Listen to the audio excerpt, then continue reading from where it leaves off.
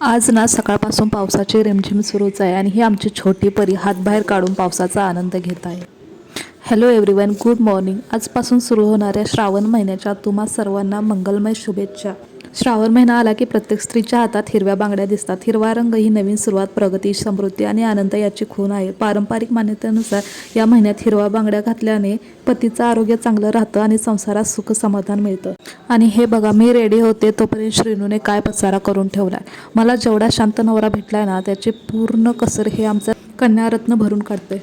पटकन इथला पसारा काढला आणि तिचे कपडे पण चेंज केले. आणि आज श्रावण महिन्याचा पहिला दिवस आहे, तर दारात आज छान रांगोळी काढायचं ठरवलं. त्यासाठी बाहेर सगळं स्वच्छ झाडून घेतलं आणि झाडून घेतल्यावर पटकन पोछा पण मारून घेतला आणि छान लक्ष्मीचे पावलं काढायला घेतले. तोपर्यंत श्रीनूने बघा इथे पसारा केला. सो तिचं पसारा करायचं आणि मी ते आवरून घ्यायचं, हे चालू राहणारच.